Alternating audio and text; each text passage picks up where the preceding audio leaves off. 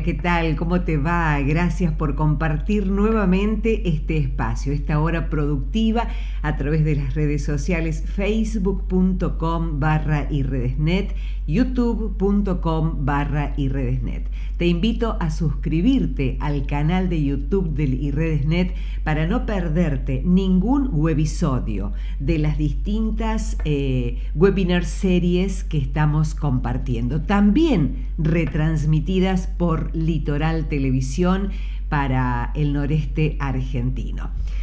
No solamente cada noviembre, el día 25, tenemos que sensibilizar sobre la necesidad de eliminar toda violencia contra las mujeres. Sin embargo, cada 25 de noviembre, y hoy vale la pena recordarlo también, ¿por qué no?, en el Día Internacional de la Eliminación de la Violencia contra la Mujer, cada 25 de noviembre se conmemora y se denuncia la violencia que se ejerce sobre las mujeres en todo el mundo y se reclaman políticas en todos los países para su erradicación. Vale la pena recordarlo cada día, no solamente el 25 de noviembre. ¿Y la convocatoria cuándo fue iniciada? Fue iniciada por el movimiento latinoamericano de mujeres que luchan por los derechos de la mujer en 1981, en conmemoración a la fecha en la que fueron asesinadas en 1960 las tres hermanas Mirabal, Patria, Minerva y María Teresa, en la República Dominicana en plena dictadura en ese momento. Y en 1999 la jornada de reivindicación fue asumida por la Asamblea General de las Naciones Unidas en su resolución del 17 de diciembre del 99, entendiendo por violencia contra la mujer todo acto de violencia basado en la pertenencia al sexo femenino que tenga o pueda tener como resultado un daño o sufrimiento físico, psicológico, sexual para la mujer, así como las amenazas de tales actos, la coacción o la privación arbitraria de la libertad, tanto si se producen en la vida pública como en la vida privada, e invitando a gobiernos, organizaciones internacionales y organizaciones no gubernamentales a convocar actividades dirigidas a sensibilizar a la opinión pública sobre el problema de la violencia contra las mujeres. ¿Qué es la violencia contra las mujeres? La violencia contra las mujeres es un acto sexista que produce cualquier tipo, decimos, de daño físico, psicológico, emocional y se traduce en el maltrato verbal o físico en cualquier contexto. Muchas veces no se tiene conciencia porque hay un problema cultural. No hay conciencia del maltrato. Pongamos un ejemplo. ¿Querés hablar con tu pareja? ¿Querés hablar con tu médico? ¿Querés hablar con un vecino? ¿Querés hablar con un compañero de trabajo? Para aclarar un tema, para ver cómo resuelven un tema, te atiende y te dice: a mí no me vengas con catarsis, no tengo tiempo de escucharte. Eso es violencia verbal, violencia psicológica, violencia de género. Porque se supone que por ser mujer viene con catarsis y no con el derecho a expresarse. Pongamos otro caso. Estás embarazada, vas al médico a parir y cuando estás pariendo te dice el médico: empujá, gorda, empujá, por culpa tuya, que sos de caderas estrechas, no pueden hacer el bebé. Eso es violencia psicológica, violencia verbal. ¿Cuántas mujeres por esa violencia obstétrica decidieron no tener más bebés? Se sienten culpables del daño que le están provocando a su propio bebé, cuando en realidad no hay ninguna culpa. Entonces, hay muchas formas de violencia contra la mujer, ni qué hablar de la invisibilidad. A través de la historia hemos estado condenadas. Aquellas que somos más conscientes de nuestros derechos, nos plantamos y defendemos el lugar que nos merecemos y vamos a por nuestros mejores sueños. Y sabemos plantarnos y decir cuando somos maltratadas. psicológicamente, físicamente, verbalmente, ante cualquier tipo de violencia. Pero hay muchas que no, porque interiorizan esa imagen que el otro o la otra intenta devolverles a través de la palabra, a través de la mirada, y se sienten culpables. ¿Qué tipo de violencia hay contra las mujeres? Violencia económica, violencia laboral, violencia institucional, violencia psicológica, violencia física, violencia sexual, violencia simbólica, y podríamos seguir hablando. Perdón.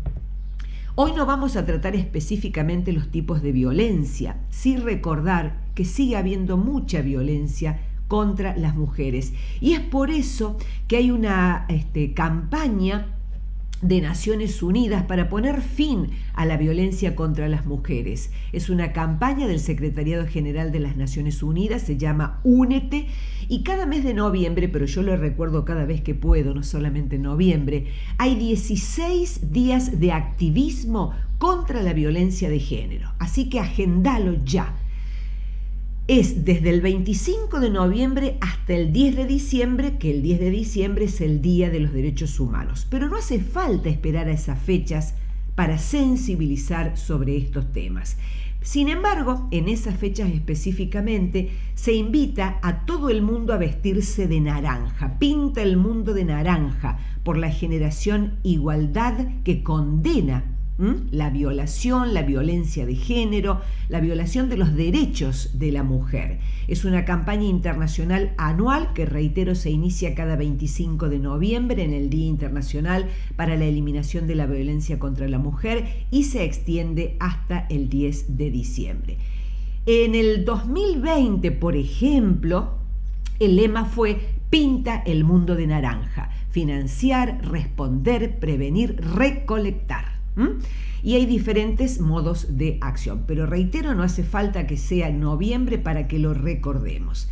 Y otro tipo de violencia, sí, es la violencia obstétrica, por poner de ejemplo alguna. Hay muchas mujeres que han emprendido un oficio que es ancestral, pero que a través del tiempo se fue perdiendo, porque se fueron sistematizando los saberes y luego la medicina occidental eliminó el rol de dula. La dula, concretamente, la dula es una persona que acompaña, tuvo ancestralmente un papel importantísimo para las madres durante el embarazo, el parto, el posparto, la crianza de los hijos. La palabra dula deriva del griego y significa mujer que acompaña a otra, mujer que sirve a otra, mujer que ayuda a otra, y actualmente se define como una mujer preparada para acompañar y proporcionar apoyo físico, emocional a las mujeres durante el embarazo, parto, posparto, y la ayuda también a la crianza de los hijos, ¿sí? Hay muchas mujeres que a nivel internacional han recuperado esa, diría, profesión, ese rol, ese oficio ancestral, y que están preparadas para realizarlo. Y en Argentina, concretamente, por ejemplo, están luchando para que se respete la ley de género, y concretamente la ley 25.929 de parto humanizado y la ley 26.485 de violencia obstétrica. La violencia obstétrica es una de las peores formas de violencia de género que muchas veces se ejerce contra las mujeres, concretamente las embarazadas, y que muy pocos tienen conciencia aún, muy pero muy pocos, inclusive personal de salud. Por eso hemos decidido hablar con una gran emprendedora que es Mariana Beatriz Arezzo. Mariana Beatriz Arezzo es dula, es formada en Dar, Ahuayque y Paramana Dula. Es instructora de yoga, especializada en embarazadas, se formó en abordaje corporal emotivo, masaje infantil y reikista.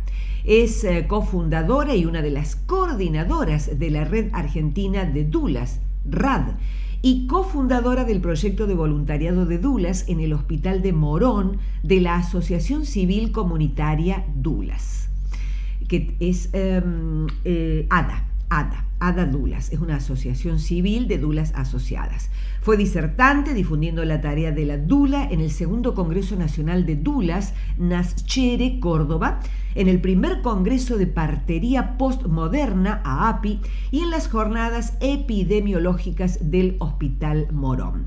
Es mamá de Belén y Lucía y la pueden encontrar en redes sociales como Mariana Arezzo Dula, Doula se escribe, y Yoga Maternidad o simplemente Mariana Arezzo. Con ella vamos a conversar en el programa de hoy no solamente como emprendedora dula, sino también como integrante de estas redes que a nivel internacional acompañan en la promoción, en la lucha, en la sensibilización sobre la necesidad de un parto humanizado y la necesidad, concretamente en Argentina, de que se respete la ley de parto humanizado y la ley de violencia obstétrica. Hay varias redes a las que ustedes pueden consultar. La Red Latinoamericana y del Caribe por la humanización del parto y nacimiento. También, por ejemplo, el Colectivo Nacional por los Derechos en el Parto y el Nacimiento. En Santa Fe está la Red Dula. ADA, que es, la pueden encontrar en Facebook, es una asociación civil de dulas, ADA Dulas Asociación. Y también, por supuesto, la Red Argentina, ¿sí? La Red Argentina de Dulas.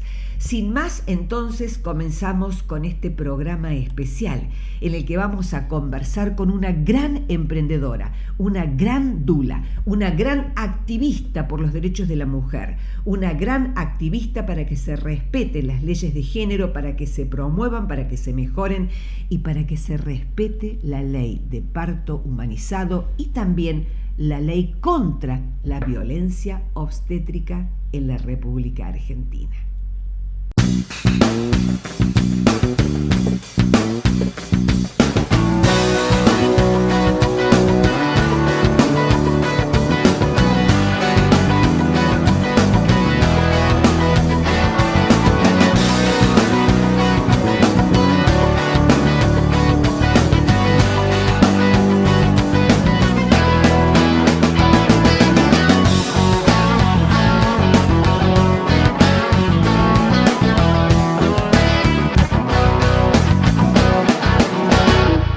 ¿Te va, Mariana? Qué bonito tenerte en el programa, qué ilusión tenía de entrevistarte, gracias.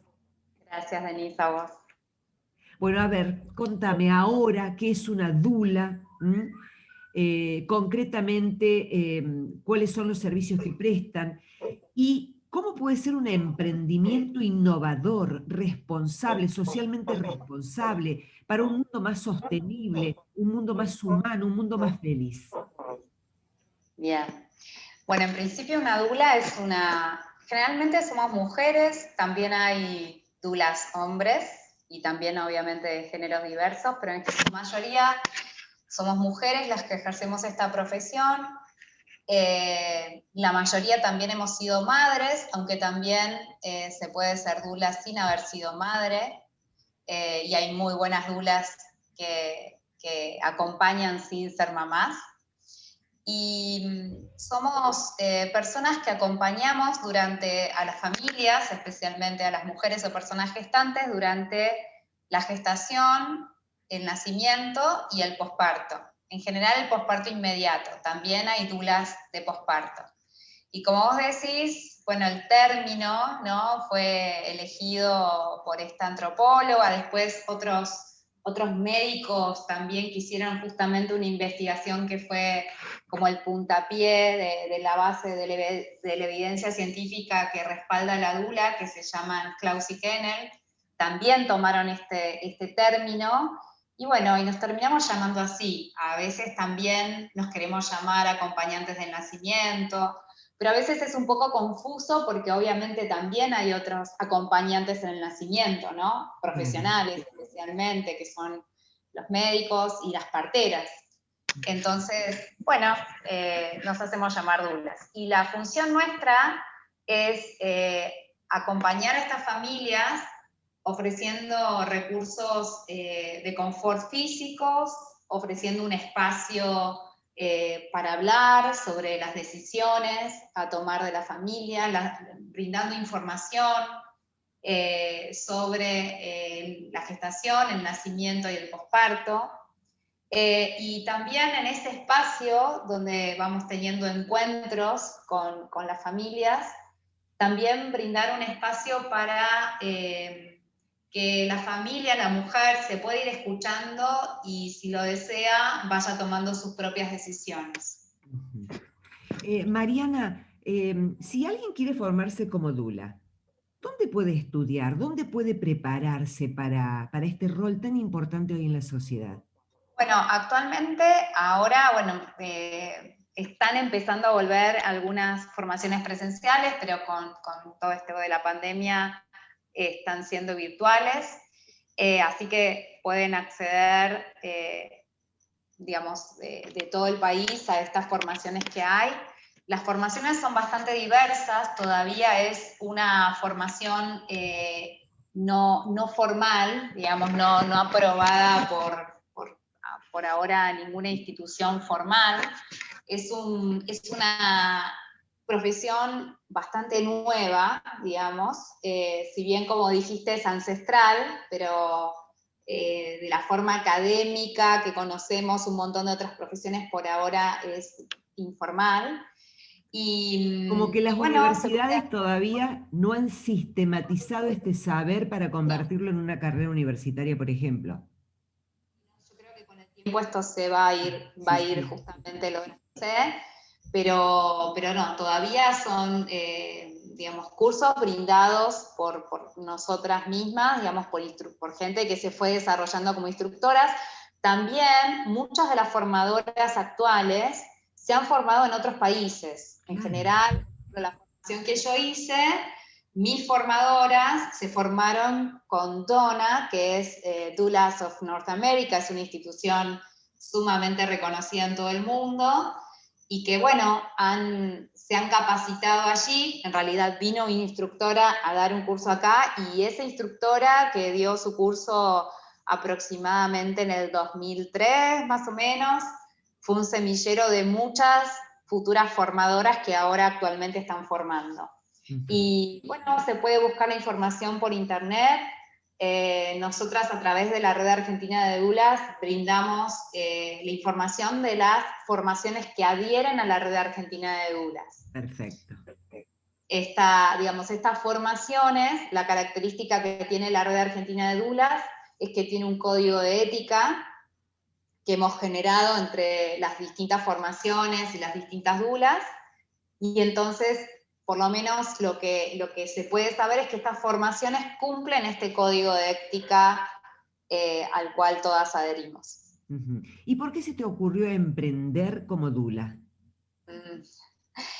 Bueno, en realidad empecé más como, sin saberlo y siendo profesora de yoga, mis propias alumnas me fueron llevando por el camino de acompañarlas en la maternidad.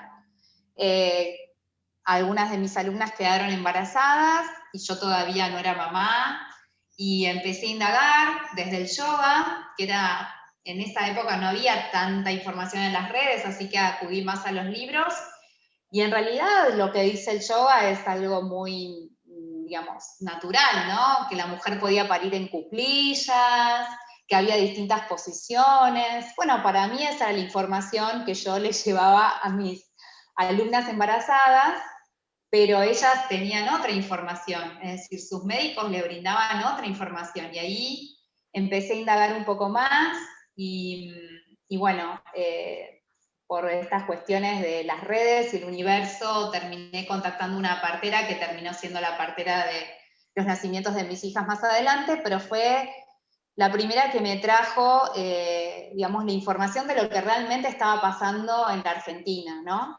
Y bueno, es esto, donde en realidad estaban pasando otras cosas, ¿no? No se podía parir en cuclillas, era difícil encontrar la posición, es decir, poder comunicarle a un médico que una quería elegir una posición para parir, bueno, pedir no tener anestesia. Entonces, bueno, me fui metiendo cada vez más, tuve la oportunidad de trabajar en un instituto de fertilidad donde me convocaron, y ahí trabajé mucho más con embarazadas, y siempre era acompañar más allá del yoga, era con información, era invitarlas a que más allá de sus miedos, imagínate un instituto de fertilidad donde todo está puesto en los resultados de los estudios, en el afuera era poder charlar y traerlas a ellas mismas. Entonces, sin querer, yo ya era dula ahí. Y aparte, y me faltaba esta parte donde yo como profesora de yoga acompañaba en el embarazo, pero después no sabía qué pasaba en los partos, o bueno, las noticias venían mucho después. Y después tuve a mis hijas, unas experiencias de nacimientos súper intensas. No solamente mis alumnas fueron mis maestras, sino también mis hijas. Mi hija Lucía me trajo la experiencia de ser mamá de una bebé prematura, y mi hija Belén la posibilidad de tener una experiencia de parto domiciliario. Así que con las dos fue súper intenso el trabajo que tuve con mi partera. Y también en el momento de tener a Lucía, bueno, que tuvo que quedar internada y que trabajamos mucho para quedar internadas juntas, tuvimos mucho sostén del equipo que habíamos elegido. Y con mi pareja, bueno, peleamos mucho por nuestros derechos, y yo creo que eso fue como fundando un montón de cosas dentro mío, y bueno, y fue así que después, 2 años después de tener a Belén, conocí la formación de doulas y dije, bueno, era esto que yo estaba haciendo. Claro, era tu vocación. Claro, sí, jamás pensé en mi vida que iba a trabajar de esto, porque no era algo que se conocía cuando yo estaba eligiendo una profesión. No se conocía en Argentina tanto, No, porque hay países donde es muy respetada una dula y, digamos, son emprendedoras muy exitosas, digo, sí, respetadas. sí. em, Acá todavía esto está empezando, ¿no?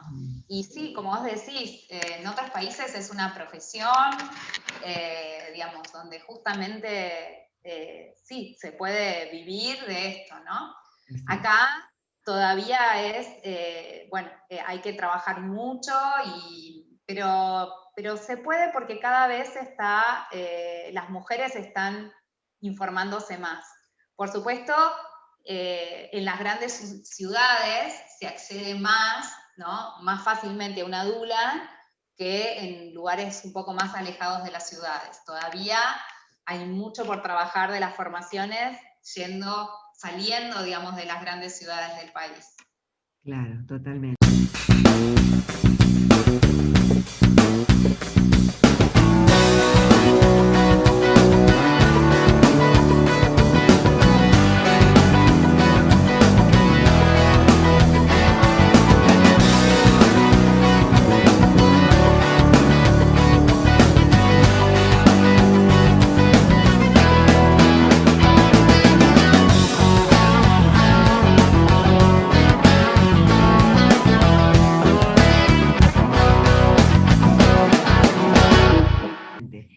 Mariana, y respecto a la legislación en Argentina, porque ustedes de la red de dulas de la República Argentina también están sensibilizando sobre la necesidad de una implementación correcta, digamos, una supervisión de en tanto, a ver, qué tanto se respetan las leyes que ya existen y otras leyes que habría que modificar o crear. A ver, contame sobre eso, Sí, en respecto a realidad lo que es el parto o la sí, maternidad. en Argentina tenemos la ley del parto humanizado, que ha sido pionera, se promulgó en el 2004, 11 años después, en el 2015, se hizo el decreto reglamentario, pero sin embargo, más allá de que se tardó, ¿no? En esta reglamentación, la reglamentación de una ley lo que permite es poder implementarla mucho más fácilmente por los usuarios, por las instituciones que la tienen que respetar, por los profesionales,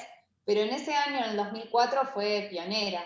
Ahora ya, digamos, queda un poco, podríamos decir viejita, Sí. pero sin embargo es sumamente clara en los derechos que tenemos las personas gestantes, las familias y los bebés que nacen en nuestro país. Después hay otra ley que es súper importante también en esto de respetar justamente la ley de parto humanizado, y es la ley de prevención de la violencia contra la mujer, ¿no? La violencia integral contra la mujer, que en uno de sus artículos tipifica lo que es la violencia obstétrica, ¿no? Que justamente es la violencia que se ejerce en la mujer o en el bebé en el momento del nacimiento, generalmente realizada por la institución o los profesionales que acompañan a ese nacimiento.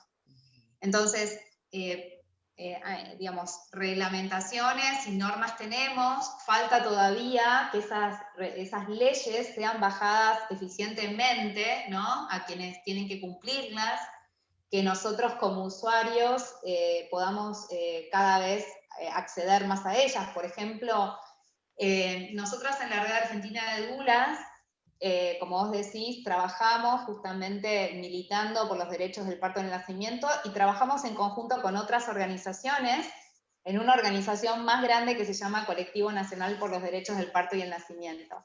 Y a veces proponemos digamos, a los funcionarios que simplemente con poner una cartelería visible en cada institución donde se nombre, se diga, se enumere la ley del parto humanizado, eso sería sumamente educativo, tanto para la persona que está ingresando a la institución, como para también el profesional, ¿no? Que cada institución tenga la ley del parto humanizado digamos, en la entrada de la maternidad. Por ejemplo, es algo sencillo, pero que todavía cuesta de convencer, cuesta de comunicar. Sí, pues falta sensibilizar sobre el tema, informar sobre el tema, tratar el tema. También recordemos que Argentina es el país con menor cantidad de mujeres en los medios de comunicación. Eso influye mucho, porque el tema del parto, pues un hombre lo trata, sí lo trata de una manera muy distinta a cómo lo trataría una mujer. Pero fíjate que la violencia obstétrica se hace visible para la ONU. Reconocen desculpabilizar a las madres, validan sus experiencias y califican de tortura el realizar una cesárea o una episiotomía sin consentimiento. Es decir, no es un tema menor. La violencia obstétrica existe. Y yo creo que en Argentina ya hay antecedentes respecto a que la justicia ha fallado a favor de las denuncias por violencia obstétrica. No son muchos, pero debe haber uno o dos. Hay uno que es muy conocido de una comunicadora social. Así es, sí, Ujú. sí. Sí, justamente todavía cuesta mucho. Es un tipo de violencia que sucede en la intimidad, ¿no? Entonces todavía falta, como vos decís, mucha sensibilización. Primero que las familias reconozcan lo que les sucede. Es un periodo sumamente vulnerable, ¿no? Y después tal vez esa mujer que sufrió violencia obstétrica tiene que maternar y tal vez no quiere volver a ese momento. Entonces, es sumamente arduo, una vez que una decide hacer la denuncia, transitar por ese camino.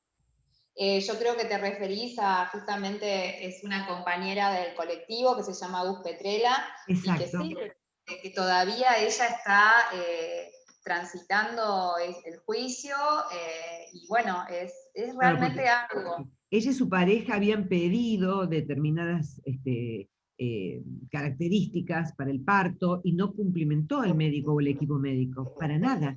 No, digamos, dio lugar a lo que pedía la mamá, pedía el papá, y lo que ella quería, de cómo quería ella que nazca su bebé. Sí, tuvo secuelas por digamos, por esos malos tratos.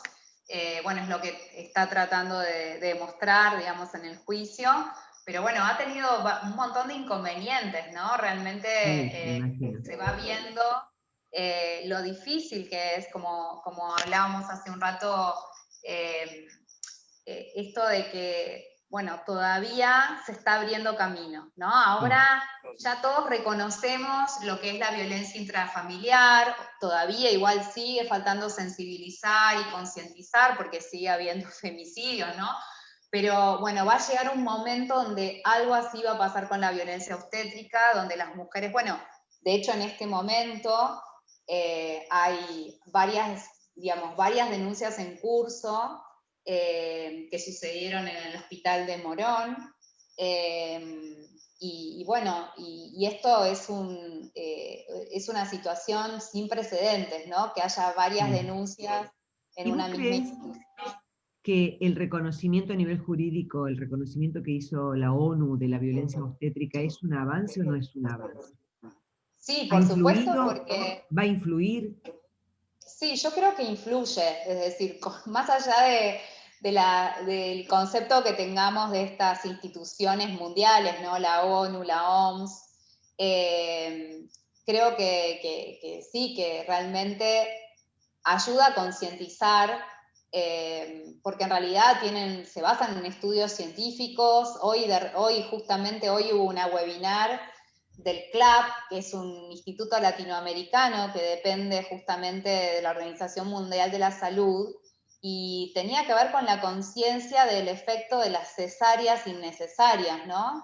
Sí. Que muchas Y veces bueno, son un negocio, un gran sí, negocio. sí, a veces tiene que ver con eso, a veces con que se van cambiando la forma digamos, de evaluar cómo llegar a una cesárea.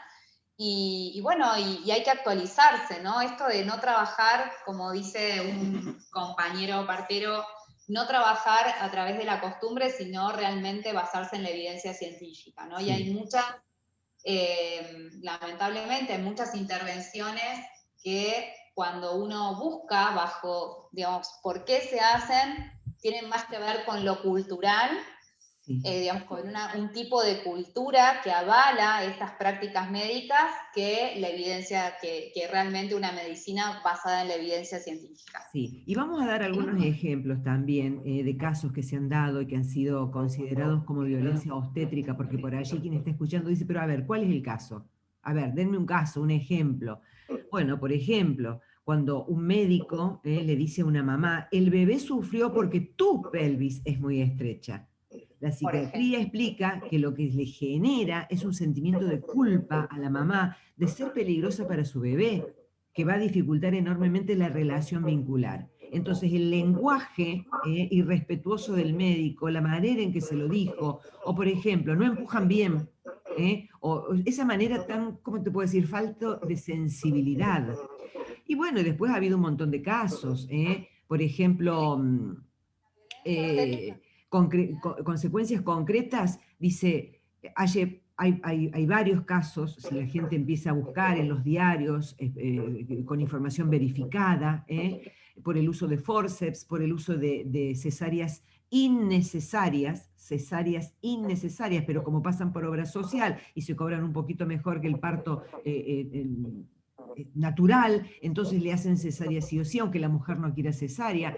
Habrá casos en que se justifica, pero hay muchos casos en donde después se ha demostrado que no se justificaba, o que, por ejemplo, por forceps, hemorragias por ventosa, parálisis cerebral o muerte, y no se hacen cargo, no se hacen cargo. O mujeres que han perdido el útero o quedan con dolor permanente en las relaciones sexuales tras una episiotomía innecesaria. En fin, hay un montón de cuestiones, o las consecuencias personales y sociales de la incontinencia fecal y urinaria por intervenciones obstétricas son enormes. Entonces digo, y además que también se está cuestionando mucho a partir de la información que tiene la gente y a partir de respetar también muchas culturas ancestrales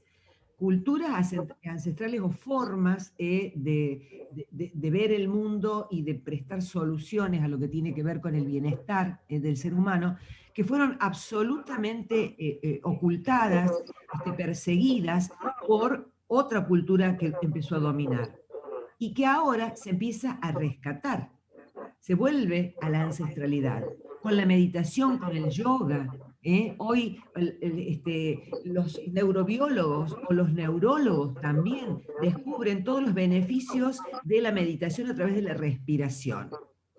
Y Mira, necesitaron tanta aparatología para demostrarlo cuando los antiguos decían que había realmente efecto. No, necesitaron ver para creer, demostrarlo con aparatos que te dice que va cambiando esto, que aquello, que...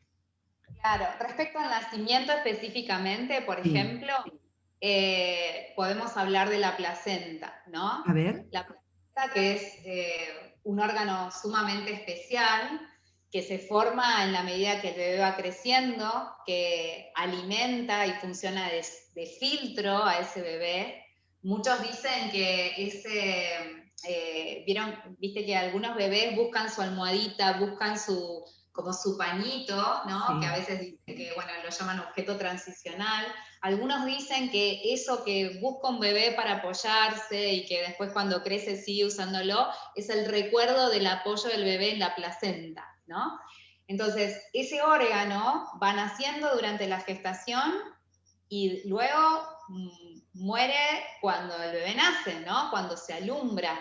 El alumbramiento es parte del nacimiento y si hay un buen alumbramiento tiene que ver con la salud de la mamá. Claro. Y poco a poco las familias van tomando conciencia de la importancia de este órgano, ¿no? de la placenta, y están pidiendo a las instituciones llevársela a su casa. ¿Y esto para qué? Para hacer distintos rituales. Cada familia busca, o algunos, por supuesto, no quieren saber nada con la placenta, pero otros tal vez hacen como una impresión con la placenta, otros plantan la placenta en alguna planta y bueno, la tienen en su jardín. O sea, deja de ser un residuo patológico, ¿no? Y otras familias las procesan, ¿no? Las procesan y hacen medicamentos con la placenta. Esto último no está comprobado por la evidencia científica al día de hoy, pero sí es una práctica que justamente hacían parteras en lugares, es decir, en otros lugares, en los pueblos. Por ejemplo, en Brasil, en los lugares más inhóspitos, donde las parteras tenían tal vez que meterse en la selva, sabían que si le daban un pedacito de placenta a la mamá, eso le iba a dar como un subidón, ¿no? Por todos los, digamos, Nutrientes. minerales y nutrientes que tiene. Uh-huh. Ahora, pensemos que poco a poco, ¿no? Hay bancos de sangre de cordón, de células madre, así que en breve, probablemente, todas estas propiedades que muchas mujeres ya están aprovechando, digamos, probablemente se comprueben científicamente que tienen un porqué. Entonces es esto, ¿no? Nosotros hemos perdido como el camino en algún punto y es ahora volver a la ancestralidad, pero con un aval científico. Eso es lo que Sí. necesitamos en este momento, ¿no?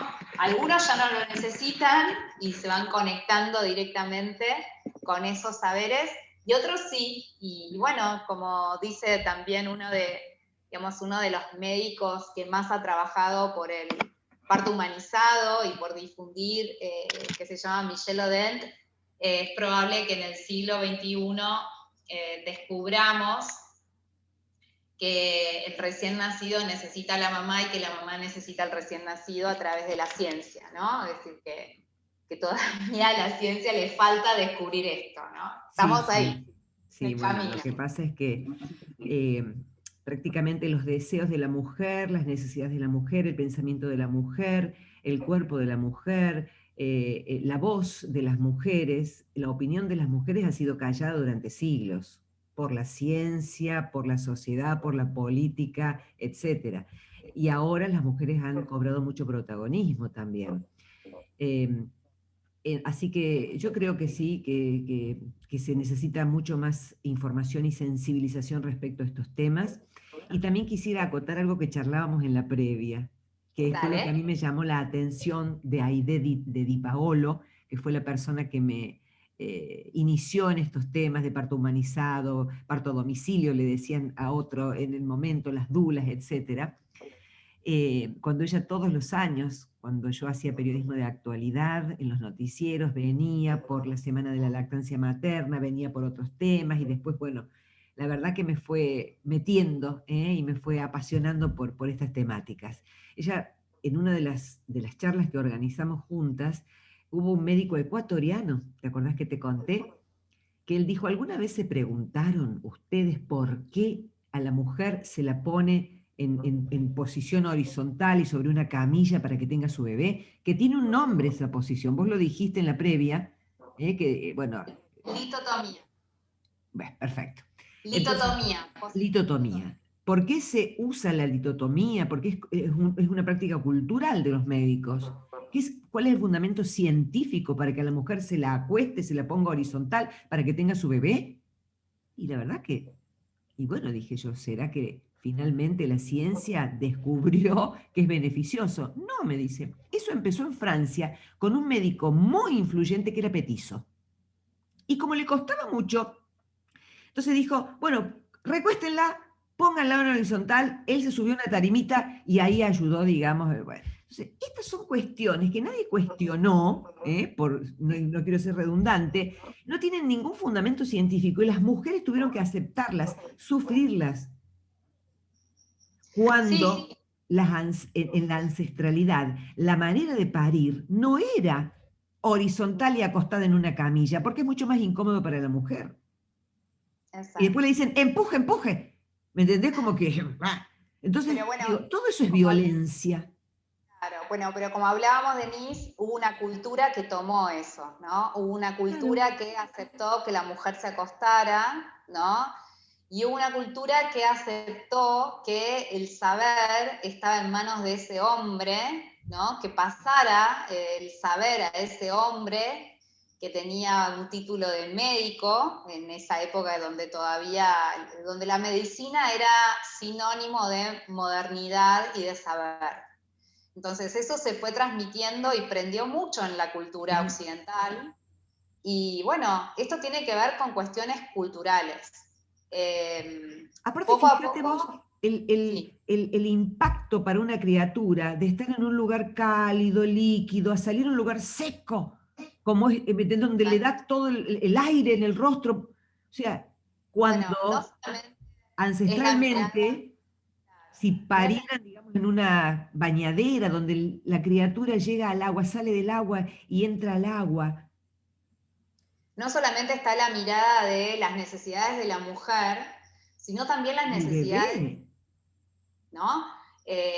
A veces cuando hablamos con las parejas, sobre todo, generalmente también pasa esto, ¿no? Todavía culturalmente, las mujeres son las que se preparan para el parto, van al curso preparto, van a, tal vez, si tienen acceso a más información, se preparan con alguien especializado que saben que les va a brindar mucha información para el parto humanizado. Y quedan ahí atrás las parejas, generalmente hombres, ¿no? Donde tal vez no transitan todo ese saber, y las mujeres hacen de todo, yoga para embarazadas, bueno, ¿no? Como que toda la parte emocional, por ahora, pertenece al lugar de la mujer. Y a los papás les pasan un montón de cosas también. Todavía no hay ese lugar donde los padres puedan también hablar de sus emociones y también transitar junto con la mujer.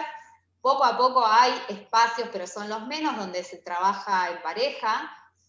Pero es esto, ¿no? Como que el hombre tiene como, bueno, llega más tarde, llega más tarde y no puede procesar tanta información. que Entonces, afortunadamente en las nuevas generaciones, Mariana, es distinto. sí, Van con pero la... todavía cuesta, ¿no? Y entonces cuando como somos dulas, generalmente tenemos los encuentros con las parejas, cuando uno le cuenta al padre, sobre todo, que es el que menos está informado, qué necesidades tiene un bebé al nacer, me parece sumamente lógico, digamos, esto del parto humanizado. Y Claro. en realidad, una de las cosas que siempre explico, ¿no? Que las necesidades del bebé al nacer son las mismas necesidades de la mamá al parir, son las mismas necesidades que tuvimos probablemente cuando tuvimos esa relación que concibió al bebé, porque en realidad siempre son las mismas necesidades, la necesidad de intimidad, de estar en un entorno amoroso, si el bebé fue concebido, digamos, en una relación amorosa, de sentirse seguros. Generalmente nos va a rodear una luz tenue, que es la misma que necesita el bebé al nacer para que justamente no lo encandile la luz, porque como vos decís, está en un medio velado a través del líquido amniótico. O sea, que es un continuo, es un proceso continuo. Nosotros, ¿no? Una vez que llevamos el parto a la institución, lo hemos compartimentado, o para estudiarlo lo hemos compartimentado, pero en realidad el proceso, digamos, del parto tiene que ver con un evento sexual que tiene una dimensión social, pero a la vez íntima. Entonces, eso es lo a veces difícil de entender, ¿no? Que en realidad es un proceso continuo, y esas mismas necesidades de ese bebé al nacer son las mismas que necesita la mamá para brindar sobre todo en los primeros días del posparto, una buena lactancia, ¿no? Que estar tranquila, estar en intimidad, estar en contacto con su bebé, consciente de su bebé. Entonces, en realidad, es tan simple que a veces nos resulta sumamente difícil, ¿no? Tenemos que buscar la tecnología, tenemos como que ir a la afuera y nos cuesta meternos en la simpleza y en nuestro adentro. Sí. Vamos a reiterar entonces, ¿dónde es la gente que esté interesada en poder ejercer la profesión de doula como un emprendimiento propio de servicios de cuidados, de acompañamiento, como puede ser el acompañamiento terapéutico, el acompañamiento, digamos, gerontológico, en fin, bueno, ¿dónde Pueden puede buscar dirigirse información? a la Red Argentina de Dulas, que ahí les vamos a Red brindar el Argentina de Dulas, Red exacto. Y Argentina la de página Dulas, se que llama así, Red abrimos. Argentina de Dulas. Sí, sí, está en Instagram, está en Facebook, y ahí le vamos a brindar el listado de las formaciones asociadas a la red. Que como te decía, en realidad la característica que tienen estas formaciones es que adhieren a un código de ética que rige a las dulas Claro, que pertenecen a la red. claro, totalmente, totalmente.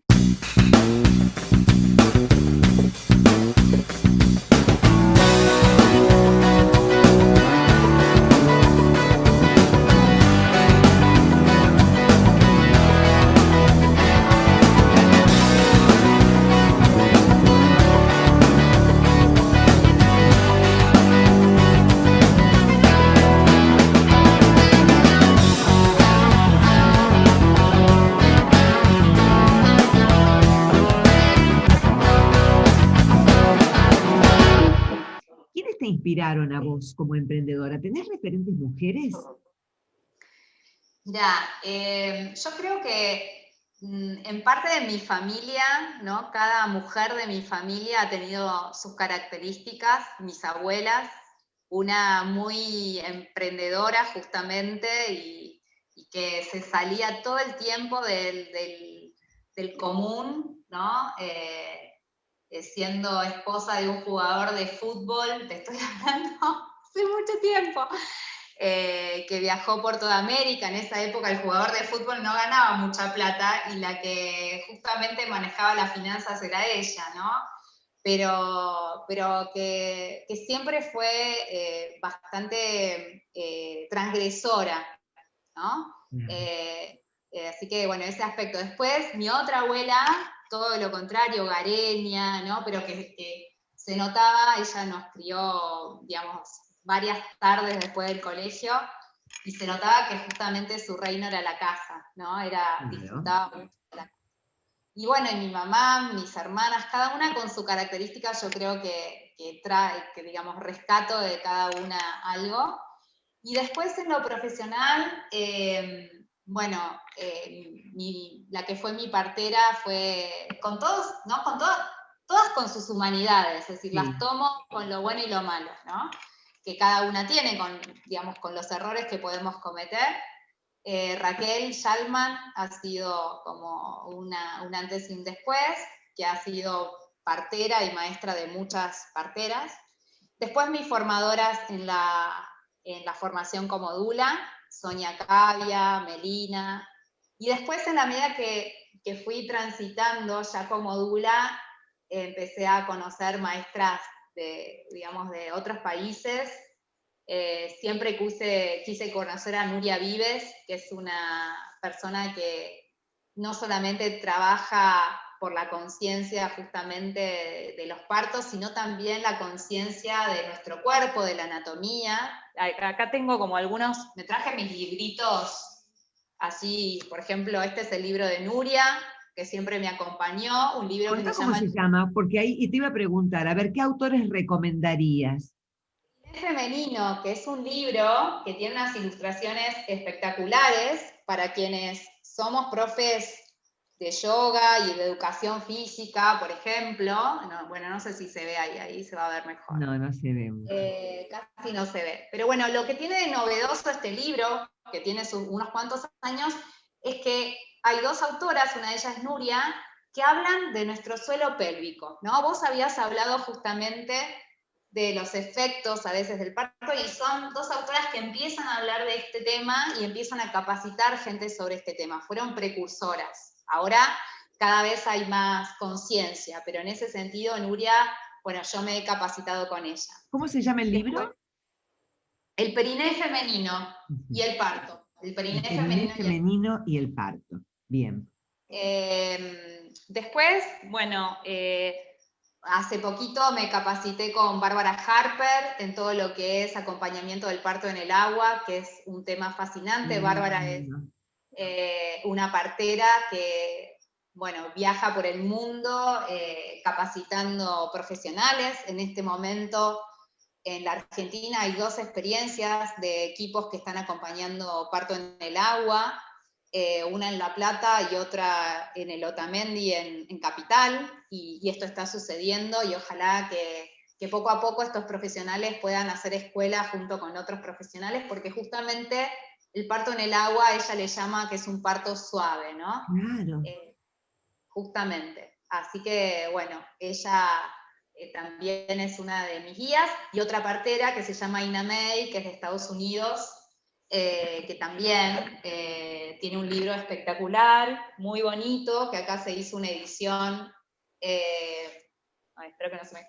que se llama, acá, Partería Espiritual, ¿no? Partería Acá se hizo espiritual. una edición que fue muy, muy pequeña, pero este libro es justamente Inamei habla de la dimensión espiritual del nacimiento, ¿no? Y de la fuerza natural, ¿no? Como si fuera una fuerza de la naturaleza que cobra en la mujer cuando va a dar a luz. ¿Qué es el éxito para vos, Mariana? Mira, yo generalmente suelo ser una persona de muy bajo perfil, así que no sueño con cosas muy grandes. En general, por un lado me dejo llevar, y eso hace que, no sé, el universo me da grandes sorpresas y hermosas sorpresas. Y por el otro lado, el éxito para mí es hacer lo que hago, trabajar de lo que me gusta, ganar dinero y sustentarme con ese, digamos, con ese trabajo, que tenga una retribución. Y a la vez seguir generando nuevos proyectos, cosas nuevas, trabajar en equipo. Yo generalmente siempre trabajo en red. Otras personas que me inspiran en este momento son mis compañeras, mis dulas, compañeras, mi socia con la cual, o bueno, también es como mi jefa, trabajamos un poco en conjunto, con la cual trabajo en la preparación del nacimiento, digamos, en cursos de preparación al nacimiento y con el yoga. Mis compañeras de militancia, aprendo también mucho de ellas, así Claro. que también son mi inspiración. ¿Y algún error del que hayas aprendido más que de los objetivos cumplidos, logrados? Mira, ¿Quieres compartir tu testimonio? sí, trato de registrar mucho cuando pierdo la energía, porque es, ¿no? Cuando estoy como sobreexigiéndome, porque es decir, como aprendiendo también, ya a esta altura, tengo mis 40 y pico largos, esto de poder aprender a decir que no y hasta dónde una puede, ¿no? No, es decir, creo que es muy sano poder delimitar lo que una sí puede. Perfecto. Y a veces cuesta decir que no. Y también aprendo de mis enojos. A veces cuando me enojo, trato de ver qué es lo que me enoja tanto. Claro. Generalmente encuentro buenos aprendizajes ahí. 3 aspectos clave que en tu caso te han posibilitado, ¿sí? Como aspectos clave que pueden ser capacidades, competencias, habilidades, actitudes, lo que sea en tu caso, que te posibilitan lograr lo que te propongas. Mm. Mira, una de las cosas que me llevan, digamos, a cumplir es, me fascina transitar caminos no transitados. Así que creo que para ello tengo que tener coraje y también cierta confianza, ¿no? Para transitar Exacto, esos caminos no transitados. totalmente, totalmente. ¿Qué Sí, y herramientas, bueno, sí, qué herramientas digitales en el día a día te ahorran tiempo, te ahorran dinero, te posibilitan conectarte con otros, en fin, qué recomendarías? De esas que podemos usar todos, que son gratuitas. mira, yo creo que cada una tiene que ver qué es lo que le favorece más, ¿no? Y no solamente, digamos, que ganar clientes, sino también con qué cada persona vibra mejor, dicho, ¿no? Porque a veces en estos tiempos uno corre peligro de también ser esclavo de las redes y vivir para las redes. Y esto tiene que ser una herramienta. Es como hablábamos de la tecnología, ¿no? Que sea bien usada y que, bueno, que ayude a optimizarte. Hay que reconocer que en este momento, digamos, y más ahora con la virtualidad, hay que aprender digamos, a usarlas. Yo he pasado de ser una profesora de yoga presencial a ser virtual y Muy lo bien, muy mismo. bien. Yo quiero hacer tus cursos, ¿eh? Quiero hacerlos. Fue todo un desafío porque si vos antes de la pandemia me preguntabas si yo iba a dar clases por Zoom, te decía que no, que era lo peor que me podía pasar y acá estamos, bueno, nada, llegando a otras mujeres, llegando a mujeres en otros países y lo mismo Pero es con que, la... claro, posibilita la inclusión, porque aquel que quiera disfrutar de un curso tuyo y no tenga el dinero para trasladarse hasta Buenos Aires, y lo puede hacer Y en cualquier lugar, desde Córdoba, incluso desde Chile. acompañando como dula, ¿no? He acompañado Claro.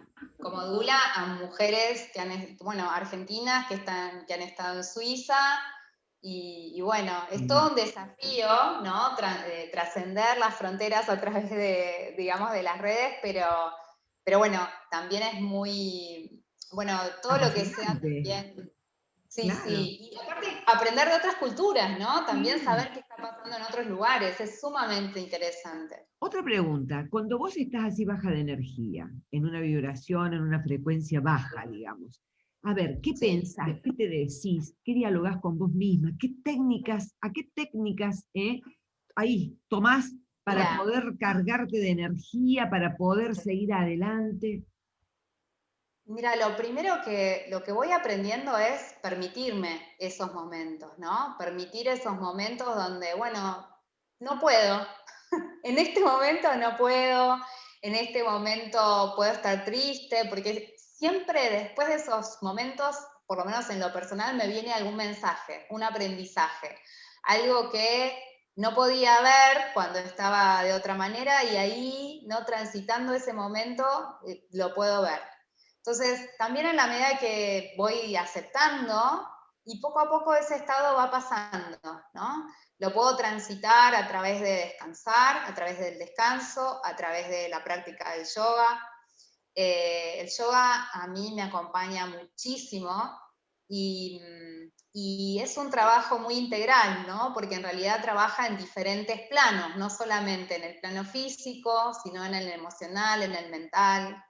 Entonces, como me decía una amiga y que también acompañó en el parto, vos podés llevar tu vida de dula, que a veces es bastante intensa, justamente porque practico yoga y yo creo que es así. Mariana Arezo, dula y además integrante de la Red Argentina de Dulas.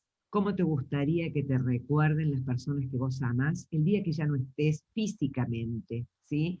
Pero que haya quedado tu impronta, a ver, ¿Cómo te gustaría? ¿Con qué frase querés expresarlo?